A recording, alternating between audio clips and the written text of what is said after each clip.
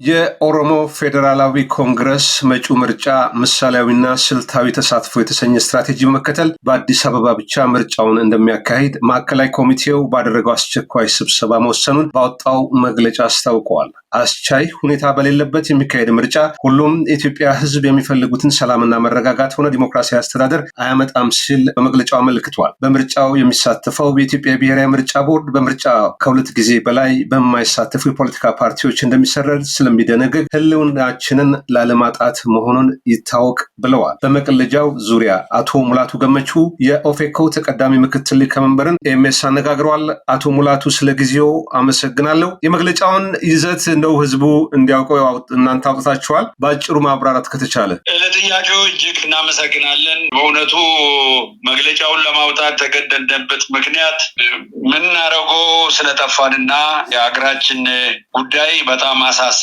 ሁናቴ ላይ ስለደረሰ ሰባተኛው ሀገር አቀፍ ምርጫ ደግሞ መደረግ ስላለበት እንግዲህ እዚህ ምርጫ ውስጥ ለመግባት ብዙ አስቻይ የሆኑ ጉዳዮች በሌሉበትና ዲሞክራቲክ የሆኑ ተቋማት በሌሉበት ከወረዳ ከቀበሌ ጀምሮ እስከ ላይ ድረስ እስከ ሀገር አቀፍ ተወካዮች ምክር ቤት ድረስ ገዢው ፓርቲና መንግስት 98% በያዘው አስተዳደር ውስጥ ነፃና ፍትሃዊ ምርጫ ለማድረግ እጅግ አዳጋች የሆነበት በየቦታው ተዘዋውሮ ደግሞ ይሄንን ምርጫ ለማከናወን የጸጥታው ጉዳይ በጣም አስጊ ስለሆነ እንግዲህ እንደምትሰሙት በሚዲያም በሁሉም ከኛ የበለጠ ዚህን ጉዳይ መረጃ እንዳላችሁ አምናለሁ። ስለዚህ ምርጫውን ለማከናወን ችግር ስለነበረ የስራ አስፈጻሚ ኮሚቴ የማዕከላዊ ኮሚቴን ጠርቶ ምን ማድረግ አለብን፣ ይሄ ጉዳይ አሳሳቢ ነው፣ ምን ማድረግ አለብን ብለን ህዳር 20 ሙሉውን ቀን የማዕከላዊ ኮሚቴ ሲመክርበት ቆይቶ መጨረሻ ላይ ይህንን መግለጫ አውጥቶ ሄደዋል። በጣም ጥሩ። ከዚህ ቀደም 10 ፓርቲዎች ናችሁ ከምርጫው በፊት ሊሟሉ የሚገባ ቅድመ ሁኔታ ብላችሁ አስቀምጣችሁ ነበረ። አሁን እንዳነሱት ምርጫን ለማካሄድ የሰላም የጸጥታ ጉዳይ፣ የሚዲያ ጉዳይ፣ የሰብአዊ መብት የሲቪክ ማህበራት ጉዳይ አንስታችኋል። እነዚህ በሌሉበት ነፃና ፍትሃዊ ምርጫ ለማድረግ ከባድ ነው ብላችኋል። በአማራ ጦርነት አለ፣ በኦሮሚያ ጦርነት አለ። ትግራይ እንግዲህ እንደሚታወቀው ዲፋክቶ ስቴት ወይም ራስ ገዝነች ማለት ይቻላል። ያው 60 ወይም 70% የሚሆነው የሀገሪቷ ቆዳ ስፋት ላይ የሚኖረው ህዝብ ላይ ምርጫ ማካሄድ በማይቻልበት ሁኔታ ላይ ከዚህ ቀደም ያስቀመጣችሁት ቅድመ ሁኔታ ጦርነት ይቁም፣ ከዛ በፊት መሟላት አለባቸው ያላቸዋቸው ነገር ሳይኖሩ ቀጥታ ምናልባት ወደ ምርጫ ውስጥ መግባት ለስርዓቱ ለገዢው ኃይል እውቅና እንደመስጠት ነው የሚሉ ወገኖች አሉ። እዚህ ላይ የእርሱ አስተያየት ምንድን ነው? አዎ እንግዲህ አስቻይ የሆኑ ሁናቴዎች ከሌሉ ያለውን አጽንቶ ለመሄድ ካልሆነ በስተቀር የሀገርን ሀብት ማባከኑ ተገቢም አይደለም እና በተቻለ መጠን በዛው አጽንቶ መሄዱ የበለጠ ይመረጣል ከሚል አንጻር ነው። እንግዲህ እኛ እንደምታውቁት በ6ኛው ሀገር አቀፍ ምርጫ ላይ ተገፍተን ወጥተናል፣ አልተሳተፍንም። በአሁኑ ጊዜ ግን ህጉ ፓርቲዎች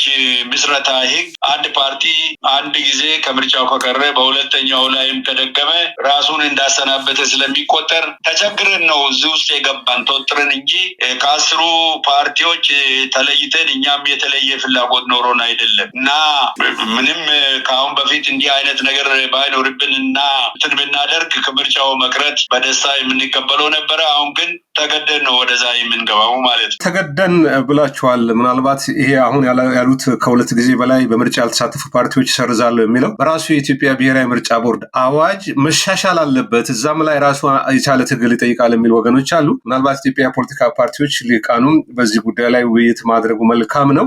በመግለጫችሁ ውስጥ ምሳሌያዊና ስልታዊ ተሳትፎ የተሰኘ ስትራቴጂ ነው የምንከተለው ብላችኋል። ይሄ ምን ማለት ነው? ምናልባት ሰፊው ህዝብ ሁኔታውን ግልጽ እንዲሆንለት ፍንፍኔ ውስጥም ቢሆን ይህንን ሁሉም ቦታ የምንወዳደር ሙሉ በሙሉ የምንወዳደር አይነት አይደለም። ሌላ ቦታም እንግዲህ እንደ አጋጣሚ ሆኖ አስቻይ የሆኑ ጉዳዮች አይኖሩም። ግን ካሉ ያንን ቻንስ ካለ እድል ካለ ላለመዝጋት እዛ ላይ ያደረግነው ነገር ነው። ምሳሌያዊና ስልታዊ ያላችሁት ስትራቴጂ። አዎ ይሄ እንግዲህ ፍንፍኔ ውስጥም ቢሆን ሁሉም ቦታ ላናደርግ እንችላለን እና እዛው የእኛን የህጋዊ ሰውነትን እንዲጠብቅልን ለሲምቦሊካል የሆነ ምርጫ ለማከናወን ካልሆነ በስተቀር ምርጫ ነው ለማለት አያስችልም። በጣም ጥሩ እንረዳዎታለን። ያው ህዝቡም እንዲያውቀው ነው የምርጫ ቦርድ ማሰሪያ ነው። ይህም የፖለቲካ ፓርቲዎች ለይስሙላ ለማሟያ ምርጫ ውስጥ እንዲገቡ ይደረጋል። ገዢው ፓርቲ ተወዳድሬ አሸንፋለሁ ብሎ በዓለም አቀፍ መንግስታት ወይም ሀገራት ዘንድ ህጋዊ እውቅና የሚጎናጸፍበት ሌላ ካባ ይደርባል ማለት ነው። ነገር ግን ምናልባት አቶ ሙላቱ እንደ ፖለቲካ ፓርቲ ኢትዮጵያ ገጠማትን ችግር፣ ፈተና፣ የህልውና አደጋ በመረዳት ከምርጫው ስልታዊ የሆነ ምሳሌያዊና ስልታዊ በሆነ መንገድ መግባታችሁን ልናችሁን ለማቆየት እንደመሆነ መጠን ከዚህ ጋር በተያያዘ እንደ ፖለቲካ ፓርቲ ህዝቡንም ፓርቲዎችንም በማስተባበር ጦርነት ቆሞ አጠቃላይ ሁሉን አሳታፊ ብሔራዊ የምክክር ጉባኤ ካልተጠራ አገሪቱ አደጋ ላይ ነች የሚሉ ወገኖች አሉና ይህስ እንደ አንድ ትግል ስልት መያዝ የለባችሁም ወይ? ከምርጫው ምናልባት ከምርጫው መግባት ጎን ለጎን አቶ ወንድማገኝ እኮ ከአሁን በፊት ተከታትለን እንደሆነ እንጃ በተደጋጋሚ ብዙውን ጊዜ መግለጫ ስናወጣ የነበረው የሀገር አቀፍ ምክክር ለሀገራችን ጠቃሚ የሚሆነው ሁሉም የሚያምንበት ምክክር ኮሚሽን ምክክር ለማድረግ ነፃና ከማንም ያልወገነ አካል ማንም ያልወገነ በሁሉም አቅጣጫ ሁሉንም አካባቢ የሚያካትት አካል ተፈጥሮ ውይይት እናካሄድና የሀገራችንን ችግር ቁጭ ብለን በምንስማማበት ጉዳይ ላይ አብረን ለመስራት በማንስማማባቸው ጉዳይ ከገጠሙን እነዛን ደግሞ በሂደት እንደ ቤት ስራ ወስደን ለወደፊቱ ለሀገራችን መጻኢ ዕድል ለመወሰን በአንድነት የሀገራችንን ጉዳይ ኢትዮጵያን ለማስቀጠል ብናደርግ ይሻላል ብለን ስንወተውት ቆይተናል። የለም አይሆንም ብሎ እንግዲህ አሁን የምክክር ኮሚሽን መንግስት ራሱ 98% ቁጥጥር ባደረገው ምክር ቤት እነሱንም ወክል አስቀምጦ አሁን እንግዲህ እየተካሄደ ነው እና ሁሉም የሚስማማበት አካል ይምጣና ሀገራችንን ከዛ ነው ከሁሉም ሊያድናት የሚችለው ሀገራችን ችግሯ የፖለቲካ ችግር ነው። ፖለቲካ እንቆቅልሹን መፍታት መቻል አለብን። ይህን ካላደረግን ሰርክሉን የምንሰብርበት አካባቢ አናገኘውም። ለሰርክሉ የችግራችን ሰርክሉ ውስጥ ለመውጣት የምናደርገው ጥረት ስንስማማና አንድ ላይ ቁጭ ብለን አጋዥ ኃይል ኒውትራሊቲን የሚጠብቅ ኃይል ፈጥረን ስለ ሀገራችን ጉዳይ ብንነጋገር ይሻላል ብለን ወጡተን ነበር። እንደ ፖለቲካ ደጋግመን ለመንግስትም አቀረብን፣ ለሁሉም አካላት እናቀርባለን። ጆሮ ዳባ ልበስ ተብሎ እዚህ ላይ ተደርሰዋል። አሁንም ወዴት እንደምንሄድ ፈጣሪ ብቻ ነው የሚያውቀው። በጣም ጥሩ። እንደው በትብብር ተቃዋሚ የፖለቲካ ፓርቲዎችም በትብብር መስራትን እንደው ዘመን ተሻጋሪ ንግግር አደረጉ የሚባሉት ፕሮፌሰር መረራ ጉዲና ናቸው።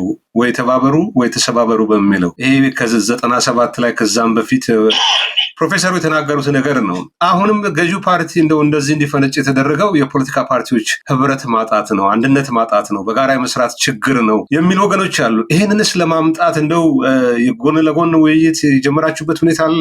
አሁን ይህን ጀምረን መድረክ እኮ ይህንን ፓርቲዎች አንድ ላይ የህብረ ብሔራዊ ፌዴራሊዝምን የሚያካሂዱ ፓርቲዎች በአንድ ላይ ተሰባስበው በአንድነት እንዲመጡ ይህንን ሙከራ የጀመርነው እኛ ነን። እንግዲህ ፓርቲዎች እንደምታውቀው የፖለቲካ ገበያ ሁሉም የራሱን ሸቀጥ ይዞ ወደ ገበያ የሚወጣበትና ሁሉም እኔ ነኝ የሚበልጠው አይነት ነገር ስለሚመጣ የመተባበሩን ጉዳይ እንግዲህ ሸቀጥ ያላቸው ነጋዴዎች ምን ያህል ተባብሮ እንትን ያደርጋሉ የሚለው ነገር ነው። እንግዲህ አንዱ ችግራችን ህዝባችን ነፃ ፍትሃዊ የሆነ ምርጫ ተካሂዶ በሀገሪቷ ውስጥ በህዝብ ምርጫ የተቋቋመ መንግስት ስለሌለ ሁሉም ፓርቲዎች ከምርጫ ቦርድ ብቻ ፈቃድ በመውሰድ የሚወጡት ስለሆነ በህዝብ ተገምግሞ የፖለቲካ ፕሮግራሙ፣ የኢኮኖሚ ፖሊሲው፣ የማህበራዊ ጉዳይ ፖሊሲው እያንዳንዱ ፓርቲ ተገምግሞ አይደለም። ህዝብ ይገመግመዋል። ከገበያ የሚያስወጣው ህዝብ ነው እና ህዝብ ከጠላው በምንም አይነት አይመጣም። አሁን ግን ይሄ ነገር የለም። ምርጫ በመጣ ቁጥር ነው ሁሉም እያንዳንዱ የራሱን እንትን አድርጎ የሚመጣው። ሌላው ደግሞ እንግዲህ ታማኝ ተቃዋሚ ሆኖም የሚቀርባል። በጣም የሚያሳዝን አንተ ስትቃወም እሱ ደግሞ የለም ዲሞክራቲክ አይደለም ብለህ ስትነሳ ተቃዋሚዎችን የሚቃወም ፓርቲ እኮ ነው ያለበት እና ስለዚህ አንዱ ችግር አለ እና አንድ ላይ የመምጣቱ ጉዳይ አስቸጋሪ ስለሆነ ነው እና ህዝባችን ከዚህ ውስጥ ወጥቶ ፓርቲዎችን ገምግሞ አንተ ይህን ትመስላለህ፣ አንተ በዚህ ውስጥ ባትገባ ይሻላል፣ ሌላ ስራ ብትሰራ ይሻላል ብሎ ህዝብ ይህንን የመተቸት እያንዳንዱን ፓርቲ የመገምገም ይሄ መድረኩ ካለ ህዝብ ያስወጣዋል። ያ ስለሌለ ነው እንግዲህ አሁን የምታየው ገበያ ሁሉ የደራው። በጣም ጥሩ፣ በጣም ነው የማመሰግነው አቶ ሙላቱ ገመቹ የኦፌኮ ተቀዳሚ ምክትል ሊቀመንበር፣ በዚህ ዙሪያ በኤምኤስ ቀርበው ለሰጡት ማብራሪያ በኤምኤስ ተመልካች ስም ከልብ አመሰግናለሁ። እኔም ከልብ አመሰግናለሁ።